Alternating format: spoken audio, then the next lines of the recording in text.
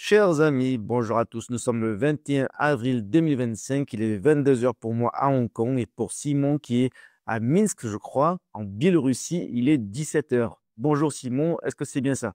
Est-ce que tu vas bien? Salut Marc, bonjour à toi. Oui, effectivement, pour moi, il est 17 heures et nous sommes loin aujourd'hui, cela dit. C'est un plaisir de te retrouver ici. Alors, et en heure française, il est 16 heures. Alors, Tout à fait. euh, 16 heures alors, France. ouais, c'est intéressant parce que tu es en Biélorussie.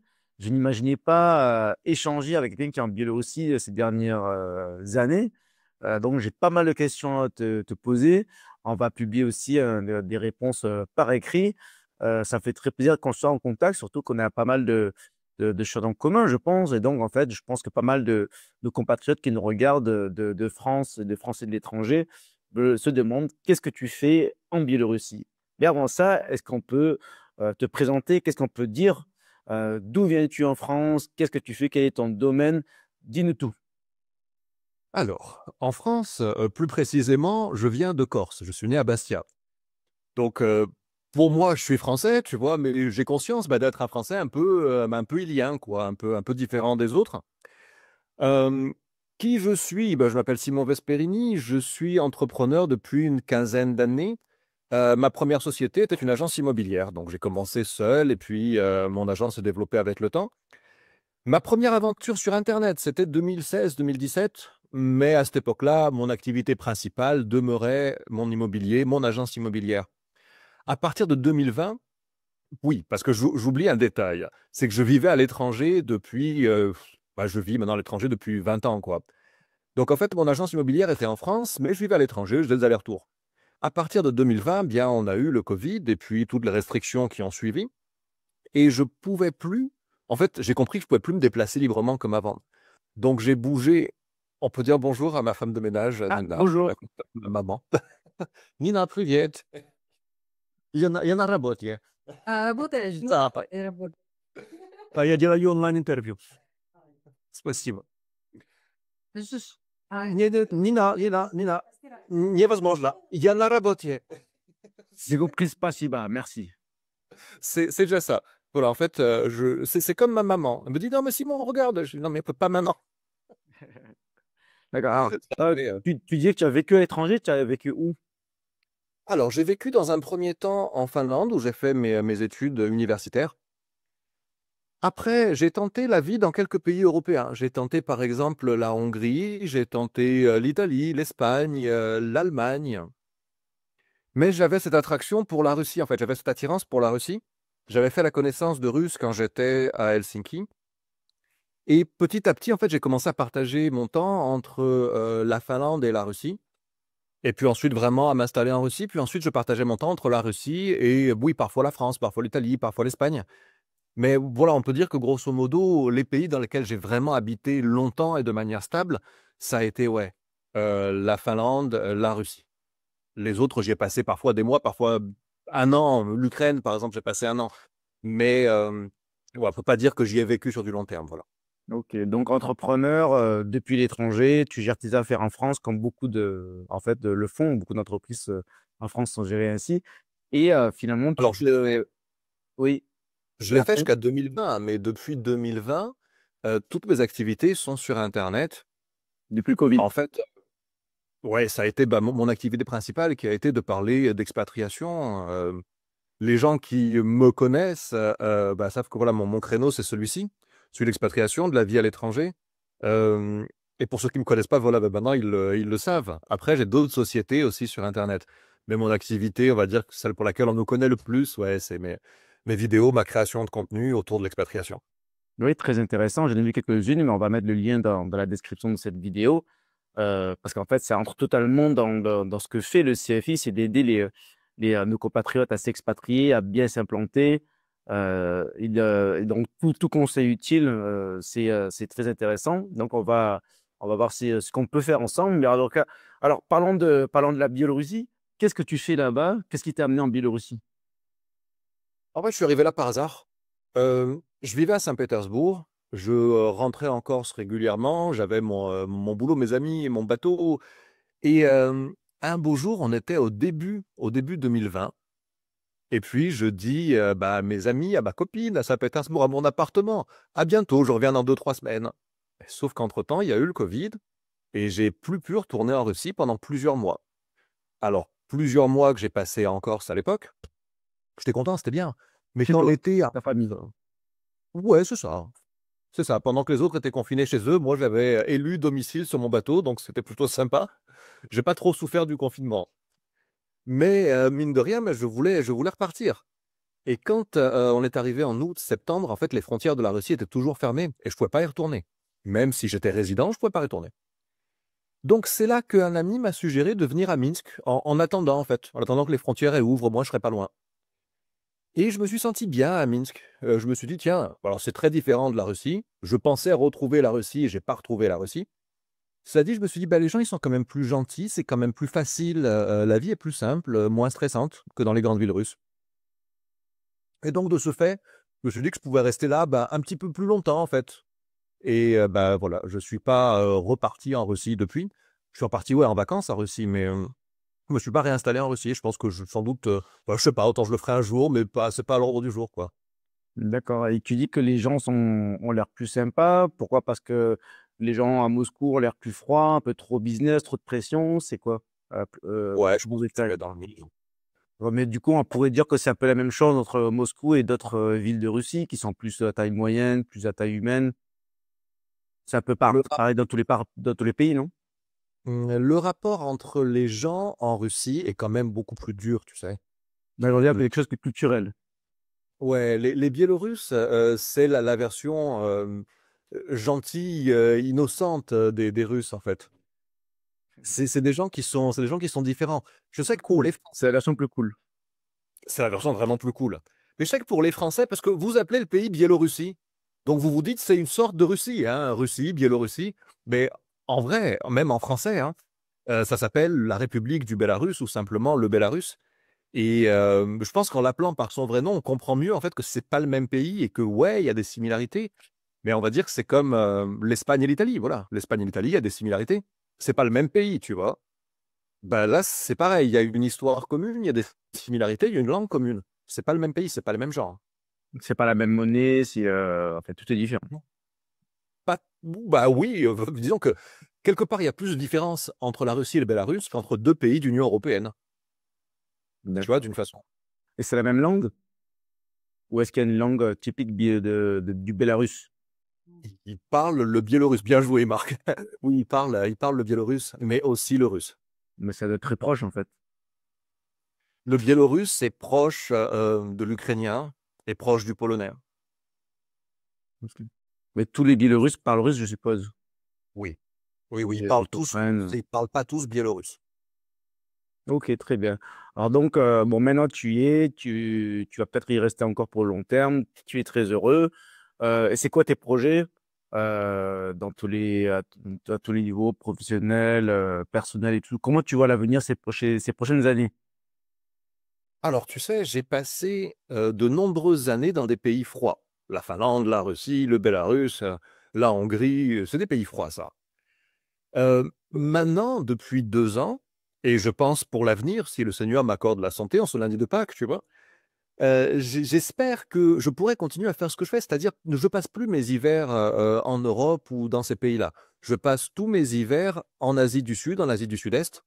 Donc j'aimerais vraiment continuer à vivre comme ça parce que je me suis découvert une passion pour l'Asie, euh, vraiment un attachement pour les valeurs asiatiques, la philosophie asiatique. Donc j'espère pouvoir continuer comme ça. D'un point de vue business, bah évidemment, je poursuis mon projet principal qui est d'aider les gens dans leur expatriation. C'est-à-dire que c'est facile de te dire, ah, tel pays, il est chouette pour aller y vivre. Oh, est-ce qu'il vaut mieux la Thaïlande ou le Vietnam? Tu vois, c'est facile de faire des vidéos comme ça. Le truc, c'est que la plupart de nos compatriotes veulent quitter la France.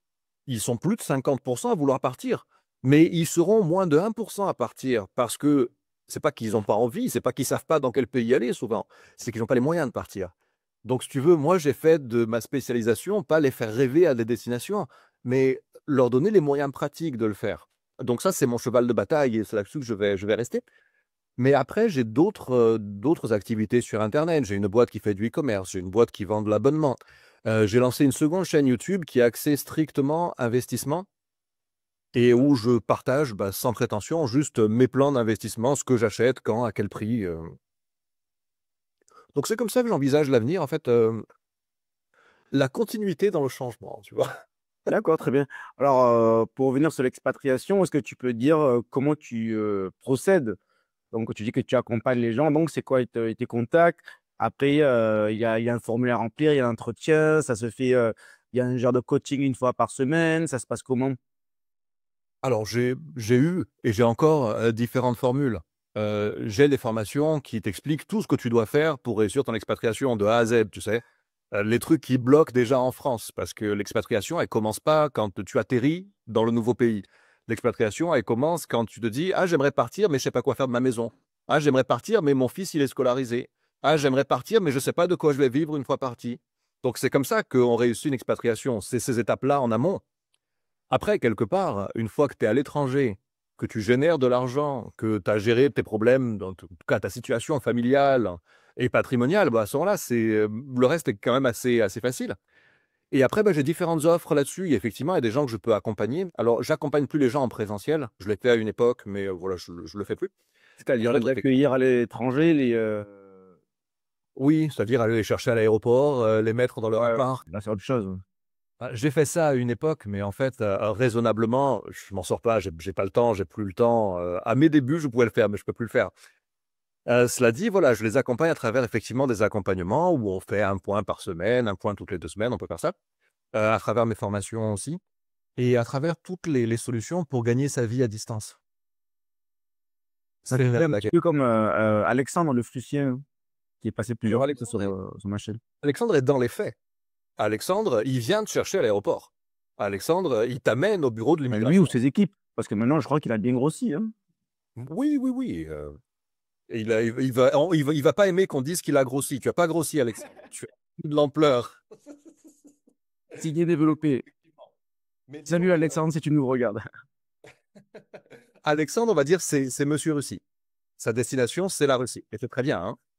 Mais moi, je ne suis pas Monsieur Bélarus et je suis pas Monsieur Russie.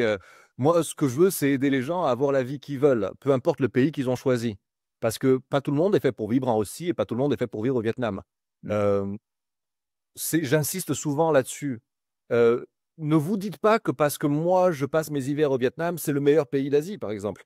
C'est celui qui, moi, me convient. Moi, ce que je veux, c'est que les gens puissent vivre selon leurs propres termes. C'est, tu sais, la formule que j'aime bien. Et c'est pas vivre où je vis moi, comme je vis moi, tu vois. Donc, je crois il faut se mettre à la portée des gens et les amener vers ce qui est le mieux pour eux et pas forcément ce qu'on a choisi pour nous, tu vois. Ouais, exactement. On a tous des profils différents. Et alors, j'ai lu dans ce que tu m'as envoyé, il faut faire attention à l'image qu'on a d'une Russie qui fait rêver, ou même de la Biélorussie, tout le reste. Qu'est-ce que tu donnerais comme conseil à ceux qui rêvent de partir, et en particulier qui rêvent de partir en Russie, et dans le pays aux alentours, en tout cas en Europe de l'Est, parce qu'ils disent qu'ils vont retrouver une certaine quelque chose qu'ils ont perdu en Occident, des certaines valeurs, etc. C'est un petit peu ce dont j'ai discuté avec Alexandre. Toi, quelle est ton expérience, ton point de vue, des anecdotes que tu as de personnes qui t'ont contacté? Pas beaucoup de gens qui ont voyagé dans ces pays-là, qui y ont passé suffisamment de temps et qui savent de quoi il en retourne. Donc, je ne mets pas tout le monde dans le même panier. Après, il y a beaucoup de gens, effectivement, comme tu le disais, qui se vendent un rêve, si tu veux. Ils se vendent l'idée de, OK, en France, j'ai pas la vie que je mérite, j'ai pas la vie que je veux. Ah, mais si j'allais en Russie, ah, mais si j'allais à Minsk, là, j'aurais. Alors qu'en fait, ils idéalisent ces pays-là. Sans les connaître, ils les idéalisent. Ils se vendent l'idée d'une Russie traditionnelle où ils vont trouver une femme superbe et dévouée qui va les attendre à la maison. Mais en fait, c'est pas la réalité. Bah, ils vont échapper à pas mal de problématiques côté européenne. Mais ils vont rencontrer de nouvelles problématiques. Peut-être que leur compagne, elle sera pas féministe, elle aura pas des cheveux bleus. Non, certainement, oui. Par contre, elle va leur demander: «Regarde, c'est tant par mois, il faut que tu payes ci, il faut que tu payes ça». En fait, Ce sont des tu choix vois, il y personnels. a il y a la réalité du terrain. En fait, tu vois, je vois des gens, par exemple, en France, ils balisent pour l'identification faciale, tu vois, parce que voilà, on va les fliquer. Mais ils se rendent pas compte qu'en Russie, c'est pire. Un détail comme celui-ci, en Russie, c'est pire. Bah, c'est le même problème avec la Chine. J'ai pas mal de gens qui me disent: «Ça a l'air bien la Chine» et cetera, mais ils sont toujours contre tout ce qui est, même la monnaie électronique et cetera. Ils veulent tout payer en cash et finalement, si tu veux aller dans des pays, plus conservateurs, il y a aussi, voilà, on se sent beaucoup plus développé au niveau technologique. Donc la Russie et la Chine, tu as des caméras de partout, tu as des moyens électroniques, très simples, voilà, donc il y a pas mal de gens qui se rendent pas compte de ça aussi. Oui, en Russie, en Chine, effectivement, tu me le rappelles, les gens payaient avec la reconnaissance faciale. Ils mettaient leur tête devant un machin et ça prélevait sur leur compte. Et j'étais, waouh, c'est quoi ça? Il y a beaucoup de Français qui, effectivement, ont cette espèce d'aversion à la technologie, qu'ils voient comme des outils de contrôle et qui n'ont pas idée à quel point, dans ces pays-là, s'ils trouvent qu'en France, ils n'ont pas de liberté, ça peut les inquiéter. Et je crois que ça, c'est un point important. Un autre point qui est très important, c'est que on n'est plus dans le Bélarus des années 90 à la chute de l'Union soviétique, quand avec ton petit salaire français, tu étais un nabab. Maintenant, ça commence à devenir un petit peu l'inverse, c'est-à-dire qu'ils ont un meilleur niveau de vie que les gens en France. Donc, il y a beaucoup de gens qui se disent: «OK, moi je suis au RSA, tu vois, et je vais aller vivre en Russie, je vais vivre bien, vivre au Bélarus et je vais vivre bien». En vérité, si tu arrives au Bélarus avec ton RSA, tu tu vas pas survivre, en fait. Parce que la vie coûte de plus en plus cher, parce que ce sont des pays qui sont, bah, par certains aspects, plus développés que l'Union européenne. Et le niveau de vie, bah, il croît d'année en année en année. Et c'est pour ça que ficeler son projet d'expatriation, c'est pas juste se dire: «Ah ouais, Poutine, il a raison», mais c'est vraiment se donner les moyens de pouvoir, au moins vivre l'expérience dans des conditions, on va dire, décentes et raisonnables. Bah, surtout que le RSA, ça peut pas être, normalement, payé quand tu vis à l'étranger, il faut vivre en France. Ouais. Mais bon, en tout cas, très bien. Est-ce que tu as d'autres conseils pour ceux qui ont envie de partir, Qu'est-ce que tu leur dis? Qu'est-ce qu'il faut, quelles sont les questions à se poser? Qu'est-ce qu'il faut regarder avant de partir, de franchir le cap? Je crois que le plus important, c'est de partir pour et pas de partir contre. Tu sais, il y a beaucoup de gens qui veulent partir parce qu'ils en ont ras-le-bol de ci, ras-le-bol de ça. Et c'est tout à fait légitime, je les comprends. Ils peuvent en avoir ras-le-bol de l'atmosphère en France ou de la sécurité ou de la politique qui est menée, ou de la société dans laquelle ils vivent. Je peux les comprendre, je suis passé par là. Mais il est important de ne pas partir contre quelque chose, mais de partir pour quelque chose. Parce que tu pars pour quelque chose de mieux, de plus beau, qui te fait rêver, en fait. Et ça va t'aider dans tes projets. Alors que si tu pars juste parce que tu aimes pas le gouvernement, parce que tu aimes pas les gens autour de toi, je pense que c'est pas comme ça qu'on rêve, c'est pas comme ça qu'on bâtit ses rêves. Donc, ça me paraît être un point important. Il faut partir pour se faire une vie meilleure, pas pour se faire une vie moins pire, en fait. Donc, tout à fait. J'ai vu dans tes conseils aussi, je sais plus quoi je parlais, oui, tu disais que, bon, idéalement, il faut, pouvoir créer un revenu à distance, à moins qu'on soit retraité. Est-ce que ça veut dire que tu ne peux pas trouver un travail bien payé, un travail normal, c'est-à-dire pas à distance, hein, en Biélorussie ou en Russie? Parce que voilà, moi, par exemple, j'habite à Hong Kong, tu as beaucoup de Français qui travaillent à Hong Kong et qui ont des bons salaires, mieux qu'en France. Ils ne travaillent pas à distance, ils génèrent pas de revenus, sur internet. Alors par contre, est-ce qu'en Biélorussie, bah, j'imagine que c'est différent. Tu vas pas trouver un travail dans une banque en Biélorussie en tant que contrôleur de gestion ou en tant que voilà, ingénieur et que aussi? Ça existe? Alors, non, pas vraiment. Tu peux trouver du travail à l'étranger quand, tu as des compétences spécifiques et recherchées. Déjà, Ça c'est ça. dépend des pays. Ça dépend des pays, mais on va dire que globalement, si tu as des compétences spécifiques et recherchées, je sais pas, tu es, ingénieur dans l'extraction pétrolière, tu peux trouver du travail à l'étranger, y compris en Russie. Mais voilà, là, on parle de profils très spécifiques. Hem, la plupart des pays qui intéressent beaucoup les Français, je pense, tu vois, à par exemple, certains pays, bah, d'Asie, tiens, d'Asie du Sud-Est, le Vietnam, la Thaïlande. Je pense à des pays, d'Amérique centrale ou d'Amérique du Sud. Hem, ils peuvent trouver du boulot, oui, ils peuvent le trouver. Mais ils vont être très mal payés, en fait. À moins qu'ils aient des compétences très spécifiques, ils vont être mal payés. Au Bélarus, il faudrait avoir les compétences spécifiques, très spécifiques, pour être bien payé, hein. Il faudrait parler le russe couramment et il faudrait être vraiment intégré, être soi-même comme un Biélorusse, quoi. Et là, on pourrait imaginer trouver un boulot bien payé. Sinon, il n'y a aucun avantage à travailler dans le pays. Oui, il y a l'avantage d'un point de vue, si tu veux, du lien social, oui. Mais voilà, si tu arrives pour trouver un boulot sans parler russe, impossible.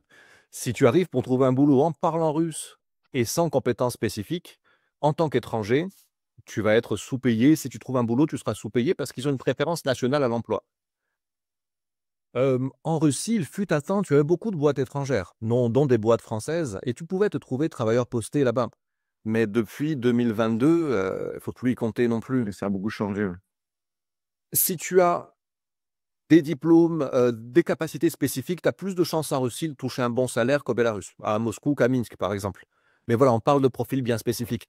De toute façon, pour moi, si on parle de liberté, hein, rien ne vaut le fait d'être libre, de générer soi-même ses propres revenus. Après, tu peux vivre où tu veux. Tu peux vivre en Russie, tu peux vivre le temps que tu veux. Mais quelque part, changer de pays, changer de vie, c'est reprendre sa vie en main. Et on la reprend jamais aussi bien en main que quand on est réellement indépendant. J'ai rien contre les salariés, je les respecte, je les admire parce que je ne pourrais pas le faire. Donc, tu vois, j'ai pas, j'ai pas de quoi les prendre au dos, je ne pourrais pas faire ce qu'ils font. Cela dit, être réellement libre, et c'est générer ses propres revenus soi-même sans dépendre de personne. Ok. Et il y a beaucoup de Français en Biélorussie? Non, il y a très peu de Français.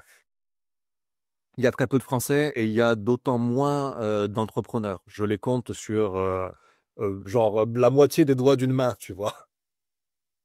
Ouais, Et c'est pour j'imagine ça, d'ailleurs. parce que je sais que les circonscriptions consulaires, c'est lié Russie-Biélorussie. D'ailleurs, je ne sais pas si tu connais tes élus en Russie-Biélorussie. Il y en a trois. Il y en a un qui est corse. Je salue, il s'appelle Franck Ferrari. Ça dirait, non? Franck Ferrari, c'est un corse. Il est à Moscou. Comment je... Non, mais quel gâchis, je le connais pas, non, Ouais, je je le connais connais. son contact. C'est un. Voilà, à une époque, on était assez copains parce qu'il était LR, UFE. Maintenant, il me prend pour un gars d'extrême droite. Mais bon, on a toujours des relations cordiales. Mais bon, salut Franck, je vais te donner ce contact, tu verras. Ça fait penser maintenant, je n'avais pas ça en tête, et il est corse. Donc voilà, vous n'êtes Ah, pas loin. vraiment. C'est pas loin d'ailleurs, Minsk et Moscou. Minsk et Moscou, c'est 1 heure en avion, allez. D'accord, ouais, pas loin. Ok. Donc, ouais, c'est facile d'y aller. Aujourd'hui, si tu es résident biélorusse, tu vas en Russie sans visa et l'inverse. Donc, Mais pas en Biélorussie. En Biélorussie, il faut un visa ou pas? Pour un Français. non, ça dépend. Ça dépend de ce que tu fais, pourquoi, comment tu arrives, qui tu es. Mais aujourd'hui, si tu es ressortissant européen et que tu franchis la frontière terrestre, par exemple, tu as droit à venir 30 jours sans visa. 30 jours? Ouais. Ah, d'accord, c'est intéressant, je ne savais pas. Bon, voilà. Est-ce que c'est dangereux? En tant que touriste, tu ne vas pas te faire kidnapper, tu ne vas pas te faire agresser, tu ne vas pas te faire. Est-ce que tu es impacté par la guerre? Est-ce que. Voilà. C'est le pays le plus sûr que j'ai vu au monde avec les Émirats arabes unis et Singapour. C'est-à-dire que tu as un niveau de sécurité, de propreté, d'ordre, il n'y a rien qui défasse. Tu te promènes sur les avenues principales, il y a une feuille qui tombe par terre, 5 minutes après, elle n'y est plus, tu vois, ils l'ont nettoyée déjà. Bon, c'est comme la Chine. Oui, oui, c'est vrai que la Chine est super sûre aussi, je ne l'ai pas mis dans la liste, mais moi je connais que Pékin Oui, en comme Chine, Singapour, ouais, c'est un peu pareil. mais c'est vrai que oui, Et, Pékin aussi, tu te sens en totale sécurité, ouais. il y a quoi à faire en Biélorussie pendant une semaine si on veut des vacances? Sans que Alors, déjà, tu fasses l'aéroport, mais bon. Mais juste pour nous dire ce qu'il y a à faire. toi, je viendrai, allez. Ah, bah, avec plaisir. J'espère qu'on va prendre une bière. Mais bon, Alors, déjà, c'est du shopping, c'est des montagnes, c'est quoi? Non, il n'y a pas la mer là-bas. Il y a peut-être des il n'y a lacs, pas de des montagne, rivières. il n'y a pas de montagne, il n'y a pas de mer, par contre, il y a beaucoup, beaucoup de lacs. C'est un pays de lacs. C'est un pays qui a une belle culture gastronomique. Tu peux visiter un tas de choses, goûter un tas de trucs. C'est un pays qui est riche d'histoire parce que la Seconde Guerre mondiale, mais pas seulement. Euh, c'est surtout un pays qui est très dépaysant. Tu sais, c'est une Europe, elle est comme ça, maman.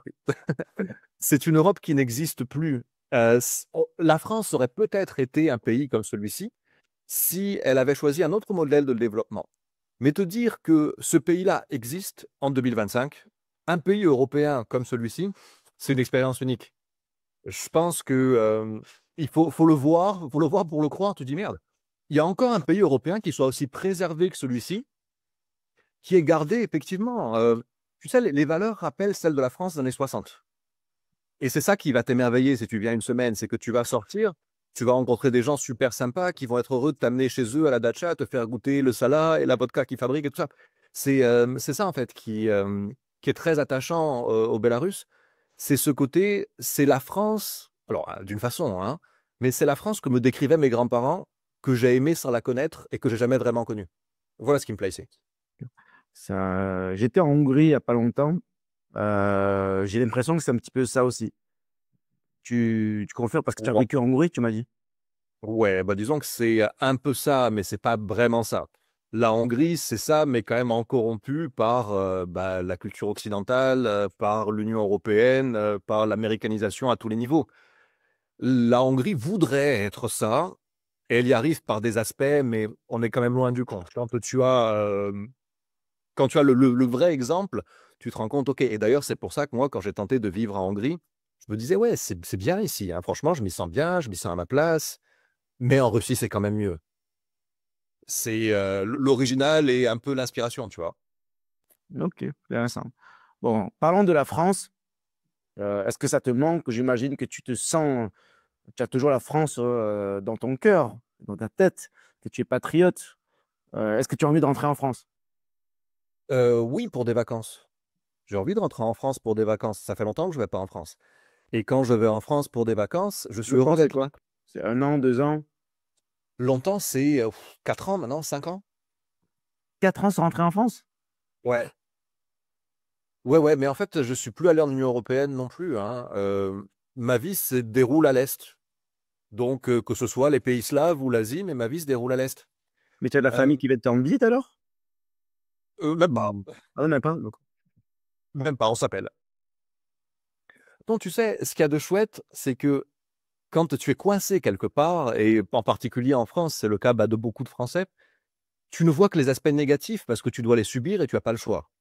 Quand tu es expatrié, que tu as ta vie ailleurs, que tu rentres en France, tu apprécies les bons côtés, tu apprécies ce qu'il y a de beau en France. Parce que, quelque part, l'ambiance qui est dégradée, les conditions de vie qui deviennent de plus en plus difficiles, toi, en tant que touriste, entre guillemets, en tant que visiteur en tout cas, ben ça, c'est mes alertes de trading. C'est toujours sympa. Voilà, je réussis à la stopper. Donc toi, ouais, quand tu es là en visite, bien, tu subis pas ça, quoi. Tu ne vois que les bons côtés, tu reconnectes avec les gens. Évidemment, avec les Français, bah, tu as des atomes crochus, forcément. Donc tu retrouves des gens qui ont le même background culturel que toi. Et non, moi, j'aimerais rentrer en France, mais pour 2 semaines, pour un mois maxi, mais pas pour y bah, vivre. c'est comme moi en fait. Si tu dois te réinstaller, payer tes impôts en France, tout gérer, tout de l'administratif, etc., faut être vraiment motivé. Bah, Vraiment, s'il y a le devoir qui t'appelle. surtout ce côté, tu sais, ce côté pesant de c'était mieux hier, mais aujourd'hui, c'est moins pire que demain. Oui, j'ai vu, tu me l'as écrit. J'ai bien aimé ça. Ouais, ça, c'est un truc, quand tu vis dans cet état d'esprit-là, tu peux pas être heureux. Si tu vas vers des lendemains où tu sais qu'ils seront pires qu'aujourd'hui, qui est déjà pire qu'hier, tu peux pas être heureux, c'est pas possible. Tu peux pas élever tes enfants là-dedans et te dire ah bah c'est bien, c'est parfait, tu vois. C'est pas possible. Donc c'est pour ça, je crois surtout que je pourrais pas vivre en France, parce que cette idée de bah tout se dégrade. Alors, tout, ça veut Alors dire que quoi? Les salaires, les transports, l'insécurité, c'est quoi? bah c'est oui, c'est à peu près tout.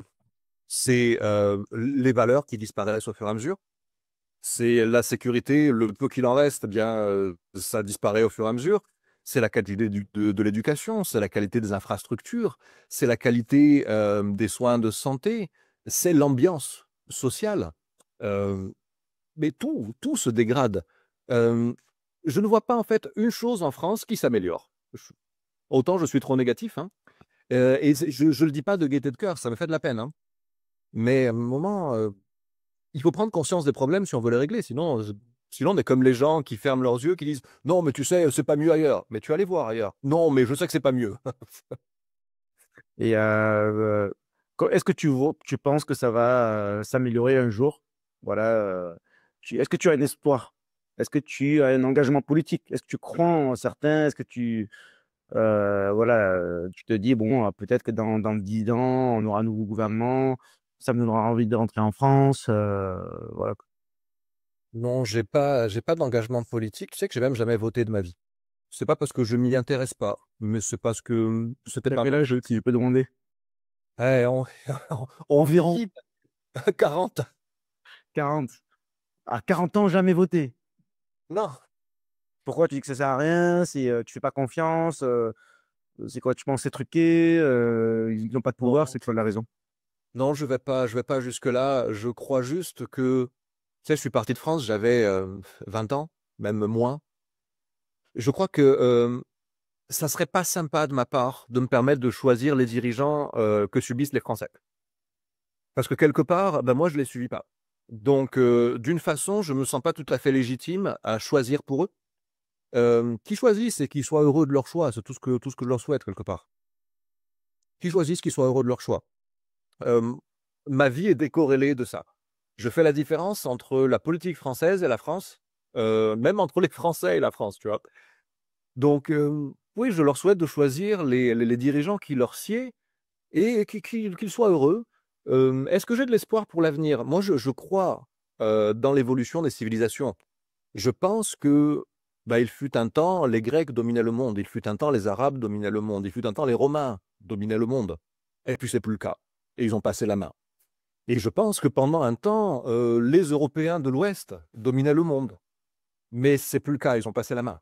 Heu, c'est l'heure d'autres civilisations d'émerger. Et d'ailleurs, je pense que tu es bien placé pour voir d'autres civilisations émerger, toi. Alors, tu penses Donc, que c'est quoi l'avenir? C'est les BRICS? C'est la Russie? C'est l'Asie? C'est quoi? je pense que l'avenir, déjà, c'est l'Est. C'est l'Est de l'Europe. Quand je dis l'Est de l'Europe, je dis pas la Roumanie, hein, puisque ça reste l'Union européenne. Je pense que c'est effectivement, c'est alors pas forcément les BRICS dans leur ensemble, parce que quand tu regardes la liste des pays qui veulent joindre les BRICS, tu comprends bien qu'ils vont pas tous dominer le monde, tu vois? Mais je pense qu'effectivement, il y a des superpuissances à l'Est, la Russie, la Chine, les Taïwan, les Hong Kong, mais même il y a quand tu vois le Vietnam, par exemple, c'est pas une superpuissance, mais ça se développe à une vitesse. Tu vois, quand tu es au Vietnam, tu sens la puissance de l'évolution, de la croissance. Tu me waouh! Ça t'émerveille, tu vois? Tu es pris dans cette énergie, tu as envie toi aussi de donner le meilleur parce que tu as des gens autour de toi qui se défoncent. Donc oui, je pense que, on a ce shift continental, c'est plus l'Europe de l'Ouest, c'est on va dire l'Eurasie. Je pense que l'avenir, c'est l'Eurasie. C'est pour ça que comme tu l'as dit tout à l'heure, tu vas souvent en Asie du Sud-Est, en Asie, en vacances, tu bouges entre la Bélarussie, bah, entre le Bélarus, on dit le Bélarus, c'est bien ça? Ouais. Le Bélarus, ouais. Et l'Asie. Donc tu vas où? Tu vas souvent au Vietnam, en Thaïlande, en Chine. Ouais, tous les ans en fait, tous mes hivers, je les passe en Asie. Et tu es dans une autre modernité, tu sais, quand tu repasses en Union européenne, tu dis: «Ah ouais, on a ça, c'est bien, la telle marque et tout, c'est bien». Mais quand même, on est à l'ancienne, on est à l'arrache par rapport à ci, par rapport à ça. Il y a plein de systèmes sur lesquels on est à l'arrache, en fait. Mm. Il y a surtout cette énergie, cette force, tu sais, cette force de vie dans ces pays-là. Et ça, ça, c'est vraiment quelque chose. Tu vois, quand tu sens, bah, les gens qui avancent vers des lendemains meilleurs, ça change ta perception du monde. Ouais, ça te motive, ça te stimule. Et puis surtout, si on peut se connecter, voilà, bon, quand tu repasses dans le coin, on essaie de se rencontrer. Si c'est pas au Bélarus, c'est en Asie. Et voilà, d'ailleurs, on peut se connecter. Si tu as des amis qui sont en Asie, qui n'hésitent pas à rejoindre le réseau. Comme ça, ça peut toujours servir au niveau business, expatriation, convivialité, ou même juste soirée sympa, avec qui prendre un verre. Et voilà, quoi. Donc, je pense que on est à peu près dans le même état d'esprit. Moi, je vois la zone, effectivement, l'Est vers l'Europe de l'Est jusqu'à l'Asie comme vraiment ça sera un terrain de jeu où les choses se passent. C'est un petit peu l'avenir. Voilà. En tout cas, très bien, ça fait plaisir. Pour revenir rapidement, parce que tu parlais du vote, moi je pense que tu es quand même un petit peu connecté avec ce qui se passe au niveau politique français, parce que quand tu rentres en France, comme tu l'as dit, pour 2 semaines, ok, etc., tu as envie de retrouver une France qui soit en ordre et en sécurité. Quand tu arrives à l'aéroport, tu veux quelque chose en ordre. Quand tu prends le train, le métro, etc. Donc finalement, même si tu habites pas en France, tu es impacté par ce qui se passe en France au niveau politique. Et en plus de ça, tu as aussi de la famille, je pense, qui est impactée par ce qui se passe. Et puis enfin, comme tu es français, ça reste ta patrie. C'est toujours intéressant je pense, de s'impliquer, suivre l'actualité politique. Voilà, je te dis ça, je donne juste mon avis parce que ça me fait, j'y tiens. Voilà, qu'est-ce que tu en penses? Je te donne pas tort, je te comprends, mais de mon côté, je pense que chacun a la vie qu'il mérite et que trop de gens reportent leurs responsabilités sur les politiques.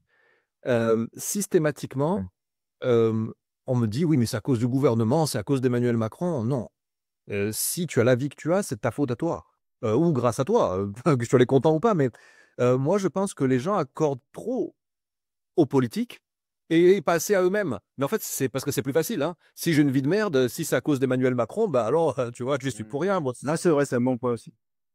Donc voilà, moi, je pense qu'on a le pays qu'on mérite et on a la vie qu'on mérite. Je pense que si la France est dans cet état-là, les Français n'y sont pas pour rien.